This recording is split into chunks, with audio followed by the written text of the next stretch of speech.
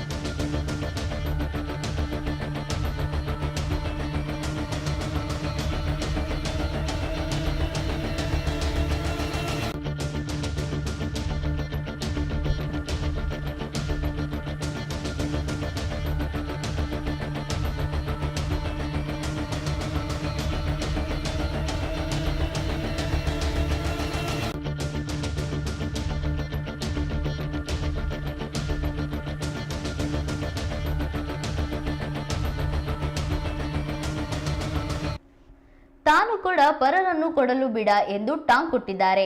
ಶರಾವತಿ ಹಿನ್ನೀರು ಭಾಗದ ಜನರ 60 ವರ್ಷಗಳ ಕನಸು ಈಡೇರುತ್ತಿರುವ ಇವತ್ತಿನ ಸಂತೋಷದ ದಿನವನ್ನ ಅಲ್ಲಿನ ಜನಸಾಮಾನ್ಯರು ತಮ್ಮ ಮನೆಯ ಹಬ್ಬದಂತೆ ತೋರಣ ಕಟ್ಟಿ ಹೂಗಳಿಂದ ಅಲಂಕಾರ ಮಾಡಿ ಸಂಭ್ರಮ ಪಡುತ್ತಿದ್ದಾರೆ. ಆದರೆ ಒಲ್ಲದ ಗಂಡ ಮೊಸರಲ್ಲಿ ಕಲ್ಲು ಹುಡುಕಿದ ಎನ್ನುವಂತೆ ನಾಡಿನ ಮುಖ್ಯಮಂತ್ರಿಗಳಾಗಿ ಇಂತಹ ಐತಿಹಾಸಿಕ ಸುದಿನದಂದು ಅಲ್ಲಿನ ಜನರ ಸಂಭ್ರಮದಲ್ಲಿ ಪಾಲ್ಗೊಳ್ಳುವ ಬದಲು ಇಲ್ಲ ಸಲ್ಲದ ಖ್ಯಾತಿ ತೆಗೆದಿದ್ದಾರಲ್ಲ ಸ್ವಾಮಿ, ನಿಮ್ಮ ಭಂಡತನಕ್ಕೆ ಏನು ಹೇಳೋದು ಎಂದು ಅಶೋಕ್ ಪ್ರಶ್ನಿಸಿದ್ದಾರೆ.